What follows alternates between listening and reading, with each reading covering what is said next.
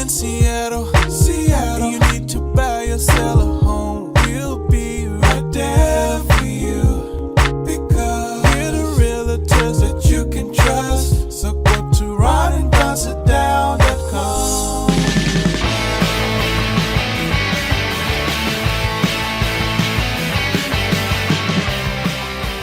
You're listening to The Ron and Don Show on the Ron and Don Radio Network. Hey, you guys, what's going on? And welcome to Ron and Don TV, which, we're now on YouTube, right? Yeah, you can go to youtube.com and then type in Ron and Don Radio. That's the channel. Yeah. Please subscribe. Hey, and what we've learned in watching other podcasts that are actually on TV, that it's really important to do things informally. Like you're just hanging out in your living room with your buddy. Let's say you're hanging out and you're hungry. And we just happen to have a giant Ron and Don sign behind us on the wall. And you have the same clothes on that you've had in all the other podcasts because you're actually recording 4 podcasts all at the same time. I'm wondering if we should bring a change of clothes for each podcast. No. That's why I have a signature look, a black or blue T-shirt. No. And just for folks on TV, I'm eating a banana right now. Always a good... Matt, shouldn't have said what it was. Oh, shouldn't have said. Matt's here coaching us up because he's done TV. We're kind of new to it. So he's like, hey, you got to do, they call them gags. He's like, you got to do some TV gags to get people to come on over to YouTube. And he said the gags work. So I said, you know what? Nothing like a man eating a banana. I'll pull out a banana. Now, there's other, second only to the corn dog. Hey, there's a lot of other shows that do other things with a banana.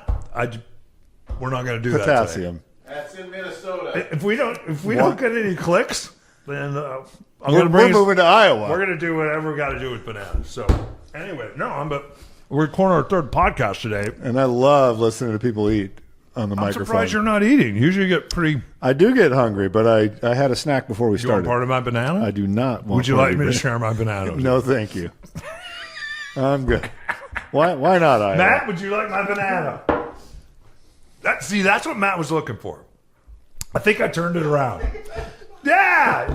The banana in the tailpipe. Banana gag. Everyone loves it. We set it off. I'm moving the banana. Who moved my banana? Coming up on the Ron and Don Show, we're talking about Americans becoming less religious, except for this group. Also, I have an update on the one person that is left from Gilligan's Island. Oh, man. Tina Louise, who Do we doesn't have like to? talking about Gilligan. I found her. She's Okay. the only one left. And Great. I found her. Can't wait. Because I dug in a little bit because we're going to talk about what have we watching, listening, or reading. And I told you I've been trying to track down Tina Louise because the real Brady Bros have been trying to have her on. Peter and Greg, And we they got went their over own this. Brady show now, and they sit there and they watch the show. It's the Awesome. most god-awful show I've ever listened to, and now they got Cindy and Bobby on the show. And they just sit there and they watch, and they're like, Tiger just walked in the room. And then everybody says, hey, whatever happened to Tiger? I don't know. He was on in that initial episode. Is Tiger dead? I would imagine Tiger is dead. From 30 years ago? Yeah. I'm imagining 40 years ago. I feel like I'm listening to that show right now. Anyway, we're going to get to that. Before we get to that, though, let's get to this. Jeremy Renner has come out and said, and you remember he was in this horrible... Got ran over by a tractor? He ran himself over. On a tractor. Snowplow. No, it's a snow cat. Which is a snow plow. No, it's not. It's same. He has all these things that I saw it, Ron. It can be a snow plow. It can be a snow cat. This is what happened a number of years ago, and you know Jeremy Renner from Avengers, right? Yeah, well, I know from other things. And then but what yeah. is the best movie he's ever been in? And I'll see if you're right. Well, he played Jeremy Dahmer. Jeffrey Dahmer. And his brother Jeremy. No, what about the one where he wore the big suit and he dismantled bombs? That's good, but have you seen the Jeffrey Dahmer movie? Uh-uh. It's incredible. Is it? It's very, very good. That's the whole reason he got Zero Dark 30. Does he eat people in the... He got Zero Dark 30 because Shelton, what's her name? Kate Shelton? Leslie Shelton? I don't know. Shelton, you couldn't even get Jeremy Renner, and now you're on to reminisce. She don't saw remember. him in the Dahmer movie and hired him for Zero Dark 30. He ate more than bananas in that movie, I'll tell you. You didn't that. even see In it. the Jeremy Dahmer movie. The Jeremy Dahmer movie it's very good. Anyway, what it was, he lives in Reno. It snows a lot in Reno, which I didn't know. I did not know it snows a lot. It's Lake Tahoe. Yeah, so it snows a lot in Reno, and so he has. I guess when you make a venture kind of He money, lives up in the mountains. you can have your own snowplow. It's this huge machine. So I think it's his nephew is stuck out in the driveway, and he says, "You know what I'm going to do? I'm going to go pull him out, and I'm going to clear the driveway." So he's out there, he's clearing the driveway, and for some reason, something happens as he's trying to pull him out of the snow, and so he has the snowcat engaged. And he jumps out on one of the treads to see what is happening, and he didn't realize that it was still engaged, and he got sucked into the treads. So it broke his face, it broke his legs, it broke his arms, it broke just about everything.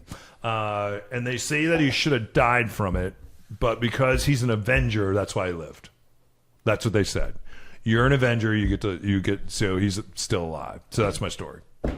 All right, see you next segment, everybody. No, they just interviewed him, and he said, "Do you believe this?" He said, "I saw." They said, "What is life like for you today?" And I saw him being interviewed. In fact, he was talking with Robert Downey Jr. because all those guys are very, very tight. From Robert Downey Jr., also an Avenger, and friends with Jeremy Dahmer. Yeah.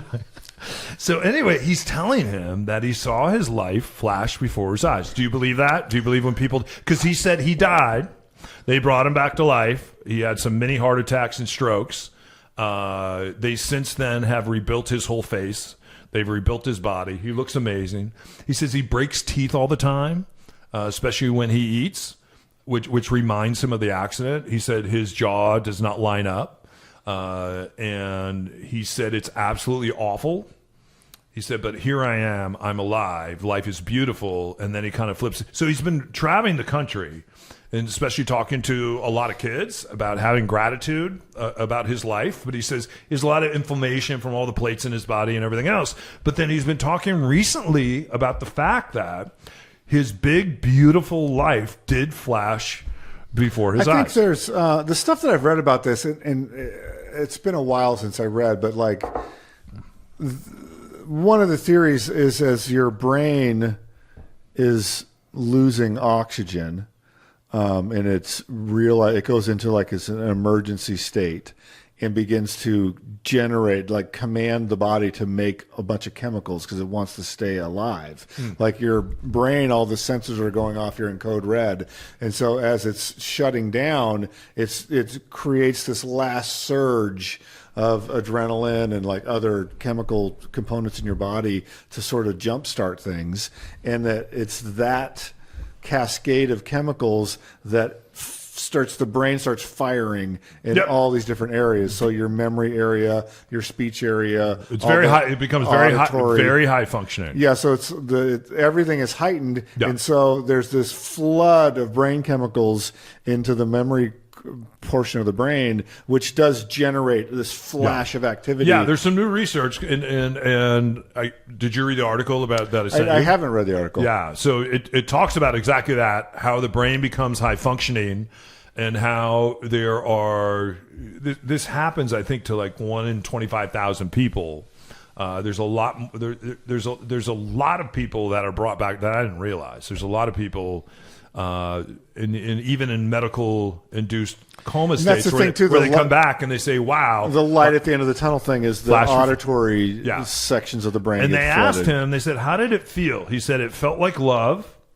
I've never been loved, so I don't know what that feels like. Yeah, that'll be a new one for you. It feels like love. And then he said, everyone's there. And I got to be honest, I don't want everyone to be there.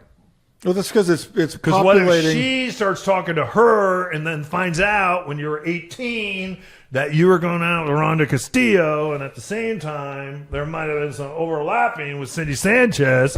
I don't want them both there talking about that. Who moved my banana? Do you want everyone there? And when it's all set, do you want me there? I don't think there is a there. Well, let's say there is. If there is, yeah, because we're at 9 minutes right now, and we got to get to 10, and we got to cover here. So I need you to. Let's say that Jeremy Renner's right, and everyone's there. Who do you not want to be there? How long do we have to generate this list? Like I have to be honest. I would not really want and I'll be honest. I would not really want my dad there. Like I don't have great memories of him. I don't feel like I love him. I'm not mad at him. I just didn't know him. He left when I was very young. I think it'd be upsetting to my mother. I'd love for my mother to be there. That's what always gets me. People like, "Oh, you're going to be reunited." Like, not for me, but in general, people are like, "But I don't want to be reunited." Reunited with your family. It's like, have you met his family? He doesn't want to be reunited with his family right now, and most of them are alive. Yeah, and then I also remember growing up in church. They're like, "Hey, I remember going to the seminar they had." And they said, and they would play all this rock music, and they're like, and they're going to hell, and they're going to hell, and they're going to hell. And then they have the choir come up and sing, and I'm like, man, I think I want to go to hell because Metallica's going to be there. AC/DC's going to be there. Going to be more rocking. Ozzy's going to be there. And I don't think I want to be there with the Mormon Tabernacle Choir. I can listen to them once a year at Christmas, but I'm wondering if everyone's there, if they can come and go. As I please. How about that? Sure. Now that would be heaven. And now you're going to buy your own snowcat. I can see you buying a snowcat. And I have to say, I don't know what it is, but I had Farrah Fawcett's. Remember when Farrah Fawcett wasn't just taped in 1977 to your wall, when she was taped to your ceiling above the bunk bed? I wasn't allowed to. In the red swimsuit? Yeah, I remember the poster. Cheryl Tiegs? I had that poster. Yeah. But not on the... Cheryl Ladd? Maybe all the Jacqueline Cheryls. Smith. I want them all there.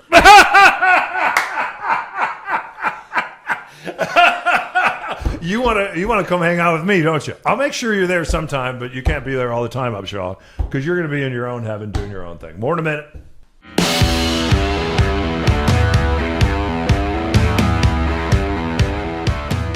All right, you guys. What was that?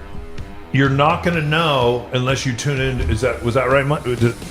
Don't tell them what I did, but that'll make people tune in to our new YouTube channel and look at our brand new studio. YouTube.com and then... What is he up to? If you're just listening to the podcast, you have no idea what I just did, which is pretty amazing. And but our YouTube folks, they know. So anyway, cheers to everyone that's listening to us on YouTube, and let's get to story number 2, and the news is run out. I see it today. I did look. I'm touching my nose a lot. You do touch your nose a lot. Yeah, you're touching your ass on the camera a little too much. So if people want to tune in, I touch my nose, Ron touches his hair. So we have to work on those. We in my ear, I touch a little bit too. Hey, it sounds like from what I've been reading that America was becoming less religious. Now we continue to become less religious, except for one particular group. I know for you, did you grow up Methodist or Lutheran? Methodist as a child. And your mom went. Did your dad go to church? When he was in town. Okay, like he was your dad was traveling salesman. Did your mom make you go, or did you have as a kid? Yes, up until 10 years old or so. When you were 10, then you could stay at home. Maybe a little bit later, but around then. Yeah, in my house, you had to go to the Catholic Church. And if you didn't go to the Catholic Church, I mean, those were... Because I went to the Catholic Church, and then I've shared before why I left the Catholic Church, and I started going to other churches, and that wasn't accepted real well in my family, especially when I was 14, 15, 16 years old. The thing that I found in church, though, that I really liked is some of the conflict sometimes that I felt at home. When I went to church, I was around a bunch of kids that we were singing songs, we were playing volleyball, we were eating pizza. It was a good break for me from all that.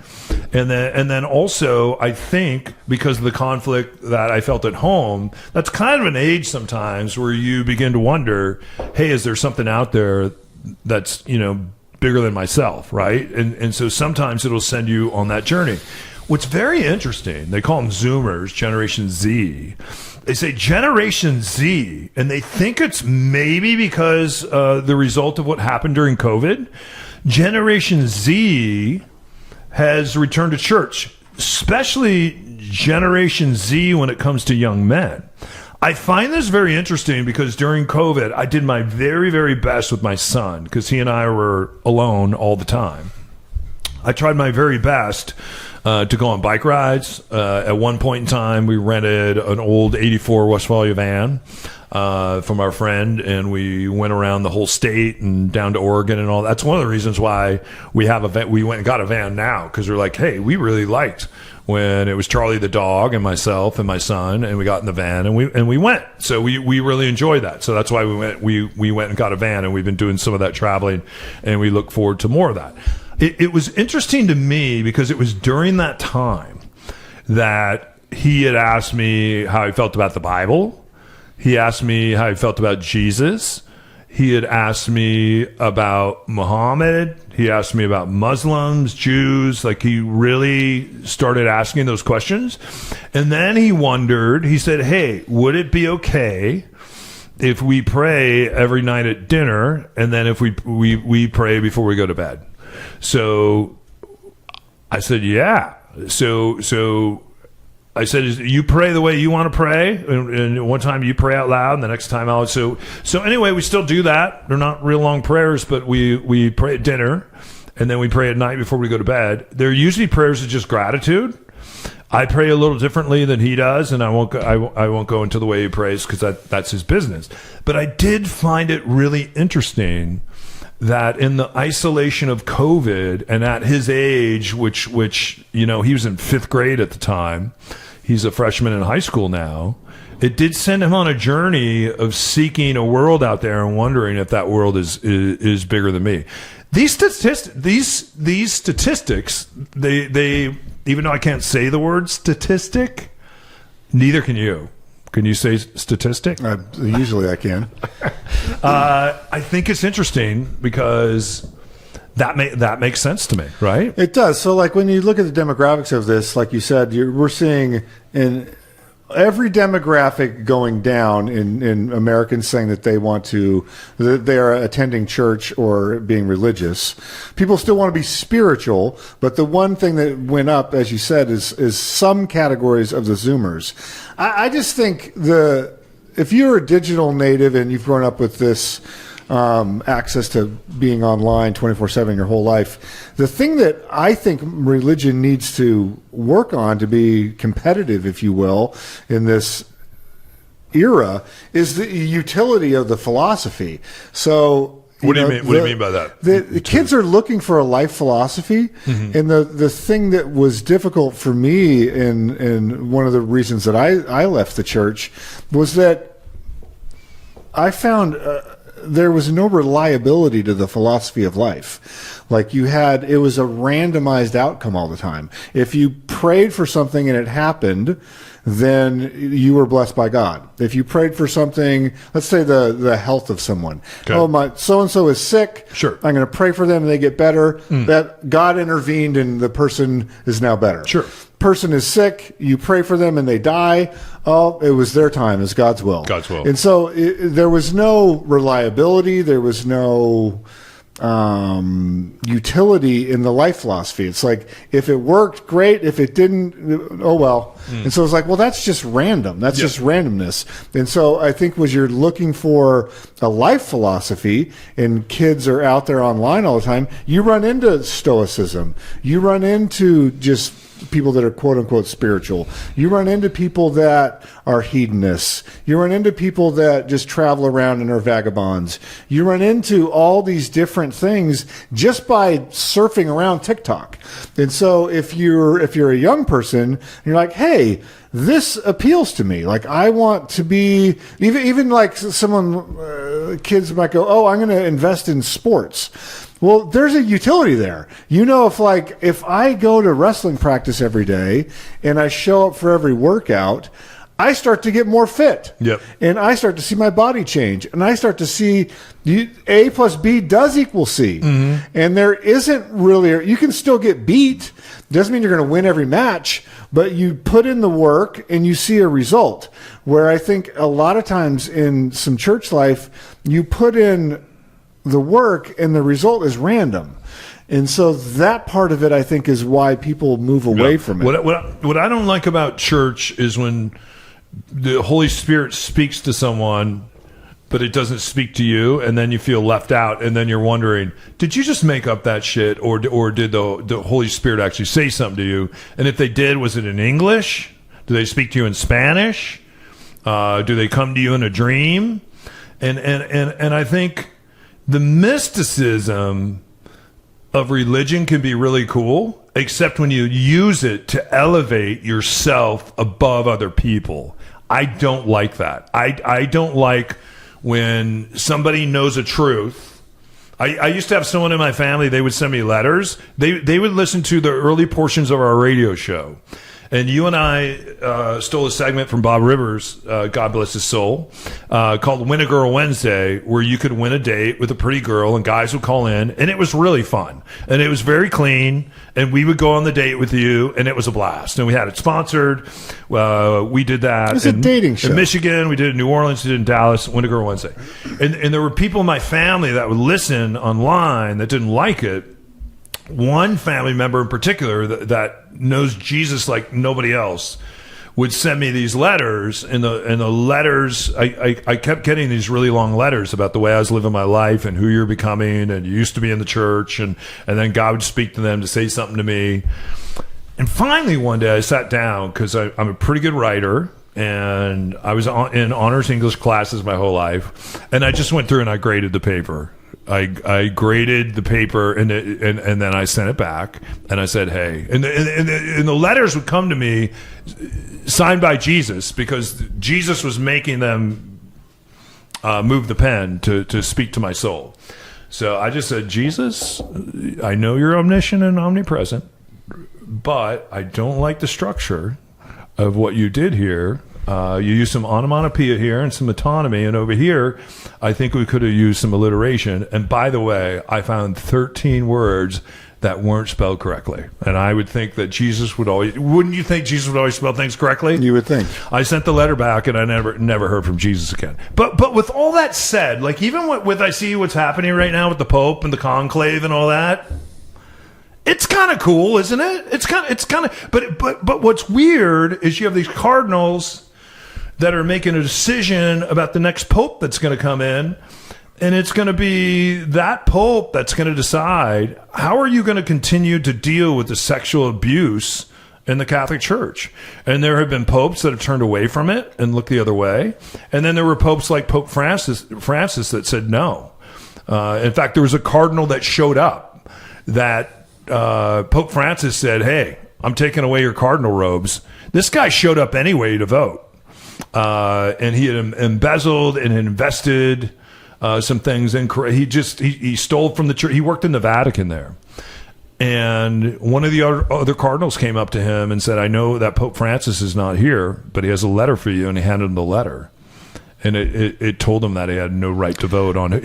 And Pope Francis doing that, he had for a pope, I think he had a pair of balls. He really did. Sure. And when I look at something like that, I'm like, okay, all these men are electing a man. You say you can't be married, but a lot of you are gay, and a lot of you have gay sex. Women can't be elevated in the Catholic Church to be a pastor or to be a priest, which I think is goddamn ridiculous. And that's the part that's not cool, that gets me fired up, that remembers my mother sitting in a pew not being able to take communion because her husband had left. So if I look at it from 30,000 feet, does the smoke come out of the Sistine Chapel? Is it black or is it white? And we've elected a new pope. And at the same time,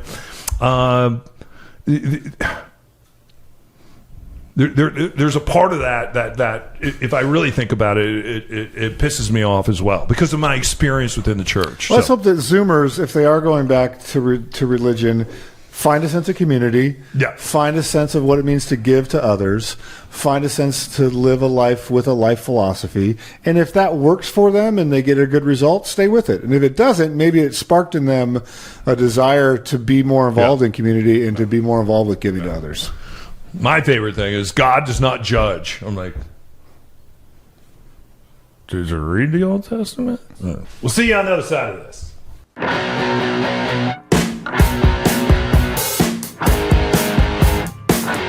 Are right, you guys, on a lighter note, welcome back to the Ron and Don Show. This is a segment that we do every week where we talk about what have we been watching, listening, or reading. I have an update. What do you have? I got a new book that I'm going through that I think is interesting to me. It might be interesting. It's Money, a Real Imagined Thing. Let me get the exact title for you. Okay. It's by the guys that do the Planet Money podcast. I don't know if you ever listened to that. And it's got a more clever title than what I just said, so let me find it for you real quick. It's called Money, the True Story of a Made-Up Thing by Jacob Goldstein. I thought it was going to get your money for nothing and your chicks for free. That's a different thing. I would read that. Dire Straight. And so it talks about the invention of money and how it came to be and why it came to be and how it works. And so it's a tale that I didn't know. And so going back... What's the tale? Well, it started out as a way to, keep track of sheep or keep track of goods, and then transferred to shells, and then to coins, and then the gold standard. And I haven't finished the book yet, but it's just interesting to realize it's a thing that we all made up. Like this thing, how do we invent something that carries value? And this is the story. Why are you interested in that? Because I heard Goldstein on a different show, and he was talking about the tariff situation, and the question that I had that I started going down this path, I'd read these stories that would say Donald Trump's tariffs caused $8 trillion to evaporate, and so in my mind I was like, okay, did it evaporate or did someone else? Did it move around? Because usually if $8 trillion was here, it went there, it still exists. And I was like, okay, does that $8 trillion still exist? Does it not exist? What happened to it? If your 401k is a 101k. Yeah, where did it go? So you lost $300,000. Where'd it go? Yeah, and so that's what started me thinking. I heard this piece with Jonathan. Cool. And he's really smart and a very good communicator, so I bought his book. And I'm finding it, I don't think it's even a new book. I think it's been out for a couple of years. But if you are curious about those types of things, it's a very good read. Will you let me know where it went? Because then you and I will have an inside, and we'll go get it. Absolutely. So that was my current thing. Yeah, love that. Hey, I was telling you last week that I was listening to a podcast. I'm very embarrassed that I listened to. Do you remember what I told you? The Real Brady Bros. Yeah. So how did I just describe the podcast? Sounds like two of the cast members of the show, 50 years later, sit in front of the VCR and commentate watching the show because they don't have rights to play the audio from the show. And I guess a lot of people do this. Like some of the cast from Seinfeld now will sit down and they'll watch Seinfeld. You try to listen to that, though, but to your point, they can't play any of the clips. I've seen some clips from the Always Sunny in Philadelphia crew because they own the show and produced the show and wrote the show. That would make it much better. It's fun. Those guys are very funny, very old friends, and it's good. Yeah. But this show sounds like something I would not want to listen to. Yeah. So they've gone through the whole Brady Bunch, all the whole thing, and it's taken them 3 years to go through it. Wow. And now, so I have to say, I tuned in last week. They said that there's some more episodes coming up. So they said stay tuned on the channel. I think they're bringing in the big guns. I think because they've had Cindy and Bobby, Peter and Greg. We have not heard from Marsha. Okay. Is it Janet or Janice? I have no idea. It's Jan. Jan has not been on the show. Alice has not been on the show. Alice is dead. Bob the Butcher has not been on the show. Also dead. Oh. What's his name? Ralph. Hank. You know it's something the Frank. Butcher. Larry. It's something the Butcher. Oh my God. And then you wonder, when did Alice and let's go with Hank the Butcher. When did they, because when they show her room, she's in a single bed. She'd go to his house. When did they, She'd go to the butcher. And then the other thing I want to know is this. If Mr. Brady, who was such a great architect, why did he build a house with only one bathroom? That's how you did it back then. I don't think so. 6 hold kids, on. Tiger the dog, Alice. Bob the Butcher's coming over. He's going to use that thing. He's been sitting there a long time. You're thinking of Bob the Builder. No.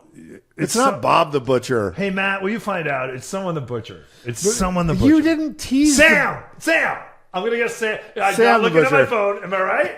Sam the Butcher. Sam! Hold on. Sam. You teased this segment about someone from Gilligan's Island. We were talking about this is two different shows. Yeah. Why are we talking about Brady Bunch? Because I was hoping that Gilligan's Island would do the same thing. Okay. And the problem is the whole staff is dead. Right. Everyone's gone. the whole squad. Little Buddy, Skipper, the professor who used to live up on Woodby Island. Yep. Mary Ann, who had a couple DUIs in Montana, no longer with us. You were a Mary Ann person, right? Yeah. I liked Lovey. I liked older women when I was 9. So Okay. I really liked Lovey. So You have to admit, give us Thurston Howell the third on a desert island. You didn't think that was awesome. There were only 96 I episodes. watched the show. Yeah. So anyway, I had heard that Tina Louise is the only one alive. ginger. She's ginger. I heard she doesn't like to talk about it. Whenever they would do all these appearances, Bob Denver tried to do the same thing. Who played Gilligan, and he's like, and then when because they didn't get any residuals from that show, and so he's like, damn it, I'm gonna have to put this hat on because he got busted a couple times. I think for smoking or selling marijuana. And he was a trained Shakespearean actor. Who was? Gilligan. No, he wasn't. Yes, he could not get any roles after Gilligan. Little Buddy? Yeah, he was like a trained actor. Oh, I And thought the- Thurston Howell the third. He would go in for parts and they're like, "You're Gilligan." He's like, "But I can act." Well, that's what happened with Mr. Brady. He was Shakespearean also, so he didn't want to be on the Christmas specials and all that, but he wasn't making any money, so they brought him back. Jan disappeared for a while, but let's get back to the important thing, Please. So And by we, drum we mean roll, Don. please. We found Tina Louise. Well, I didn't know we were looking for She's her. 93 years old. Good for her. She looks like hell. Okay. When you're 93, you're just going to Chances look are like, pretty good. I don't think I want to be around when I'm 93 because everyone I've seen when they're 93, you look like hell. So what's her deal? She looks like hell. Okay. She is reading children's books to children. Okay. Good for her. And she said there's 96 episodes. She will not even say Gilligan's Island. She calls it GI. And anytime she does an interview, she's like, I will do the interview as long as we don't talk about GI. So guess what? Nobody wants to do an interview. No one interviews her. So that's why she's stuck there looking like hell, reading to all the kids. that's the update? That's it. It's a real downer of an update. You know what? When you see a picture of her today, like you're going to remember her looking like hell. The little buddy, he left us. How old do you think Bob Denver was when he died? It was around the same time that John Denver did, and I always get it. Were they brothers? No, I don't think so. I would say he was probably in his 70s. Yeah, but you kind of remember him, the little buddy with the hat. When you're 70s, you're still going to look fine, Yeah. right? 93, man, it is over. Exactly 70. Yeah, 70. There you go. Anyway, that's the update. Thank you. And the Brady Bros, there's going to be there wasn't a new episode, but there was a teaser saying there's going to be new episodes that we're dropping. I think they're bringing in the big guns. I think Marcia is going to step in, and then they're going to replay all the episodes again, but then they're going to have Marcia and Jan sit there and let us know with the real Brady Bros. I hope you're not offended. I will not be sampling that show. I tried to get my son to listen to it. He goes, "Can I cuss?" I said, "As long as it's appropriate." He goes, "Dad, what is this shit?" You're allowed to cuss in my house as long as it's appropriate, and you'd have to admit That is appropriate. That's appropriate. So anyway, hey, we got to get out of here, you guys. But before we do, Ron and people need us. Don't forget the Ron and Don show, just like we did on Cairo all those years.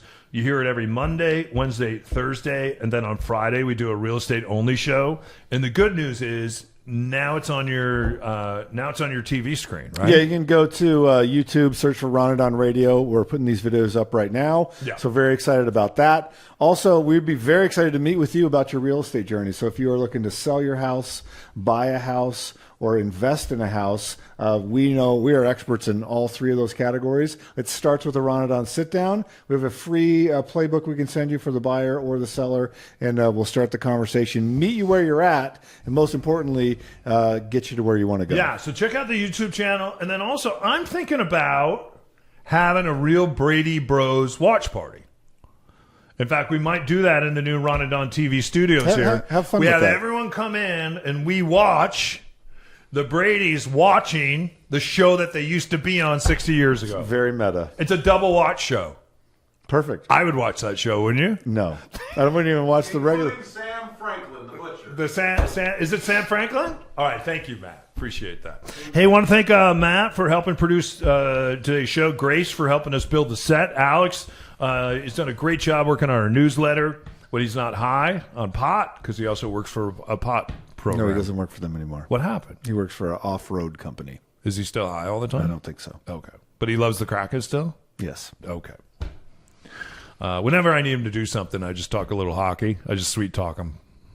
What'd you think of that game last night? And then I haven't even watched it. And then he just goes off for 6 minutes, and then I'm like, hey, dude, we got to get the newsletter out. I want to thank you. Thank you. You're welcome. Do you want to thank me? Sure. Okay. Charlie the dog. I love Charlie the dog. And our station voice. I think I love Charlie the dog more than I love you. But you do love me. Less than Charlie the dog. Well, and don't forget, when it's all over, as Jeremy Renner said, we're all surrounded by love, and everyone's there, including the real Brady Bros. And for Tina Louise, little buddy's going to be there. Everyone from GI is going to be there hanging out with her. All right. Hey, you guys, thanks for listening. Also, don't forget the food drive is happening right now, courtesy of Les Schwab. Yeah, right? go to the local Les Schwab store and you can drop off your food or donate online. Yeah, it's happening in the spring, all during the month of May. You can also stop by a QFC and you can buy some food, drop that off at Les Schwab. So make sure we get that done. In the meantime, don't forget, we are Ron and Don. Thanks for joining us on YouTube, on the podcast player your choice. You keep your head up and your shoulders back, and we'll see you next time. You've been listening to the Ron and Don Show, because we sell the sound only on the Ron and Don Radio Network. Hey, thanks for listening to the Ron and Don Show. Now keep your head up and your shoulders back and find some black belt courage.